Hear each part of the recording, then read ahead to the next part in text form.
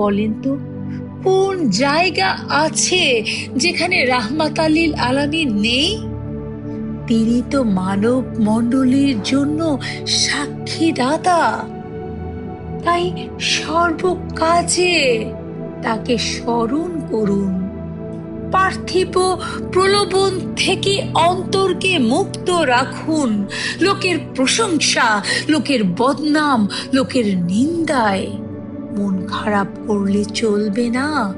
এই দুনিয়া ক্ষণস্থায়ী, পার্থিব প্রলোভন ক্ষণস্থায়ী। এই দুনিয়া আরামের জায়গা নয়। সাময়িক আরামে, ক্ষণস্থায়ী প্রলোভনে অন্তরকে কুলসিত করবেন না। সাময়িক আরামকে বেছে নিয়ে দীর্ঘস্থায়ী কষ্টে নিপতিত হবেন না। এত কিছু বুঝে লাভ নেই, স্রেফ গোলাম হয়ে যান। গোলামের কাজ হচ্ছে গোলামি করা।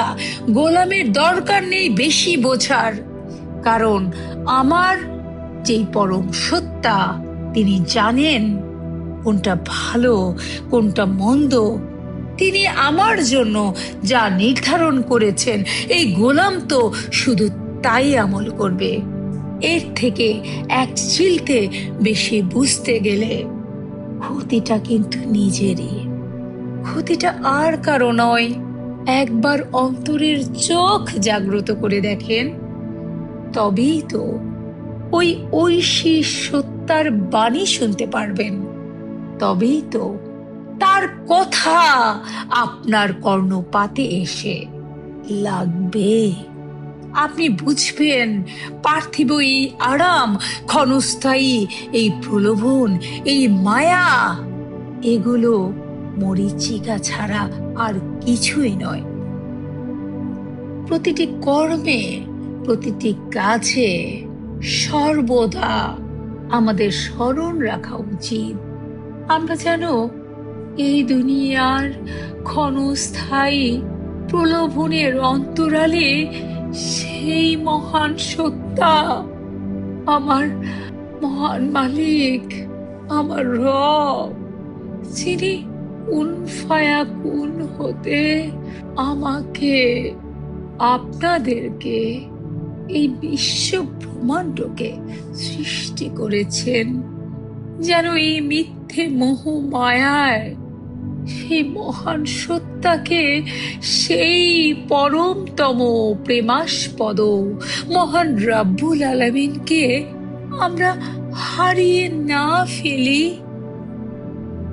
এই শাশ্বত সত্যকে প্রতিধ্বনিত করে হযরত জালালউদ্দিন রুমি রহমতুল্লাহ আলাইহি বলেছেন, পরীক্ষা আর দুঃখ কষ্টের আগুনে পুড়ে কাঁচা সোনা খাঁটি হয়ে ওঠে।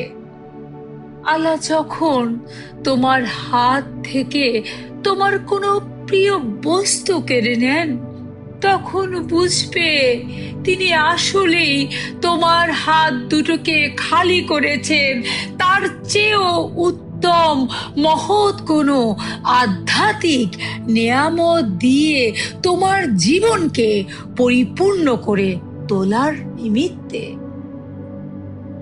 আর এই সুকঠিন ধৈর্য ও অবিচলতার পুরস্কার ঘোষণা করে রাব্বুল আলামিন ফরমান, ইন্নামাল উসরি উসরা, অর্থাৎ নিশ্চয়ই কষ্টের সাথেই স্বস্তি রয়েছে।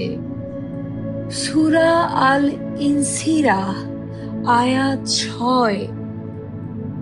আমার দয়াল দরদি মুর্শিদ কেবলাজানের অসীম দয়ায় তাসাউফের 37টি ক্লাস আমি অতিক্রম করতে সক্ষম হয়েছি।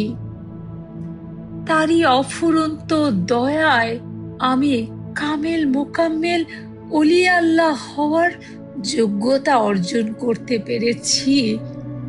সেই মহান মুর্শিদের কদমে, রাহমাত আলিল আলামিনের কদমে দয়াময় রাব্বুল আলামিনের কদমে শুকরিয়া জ্ঞাপন করছি।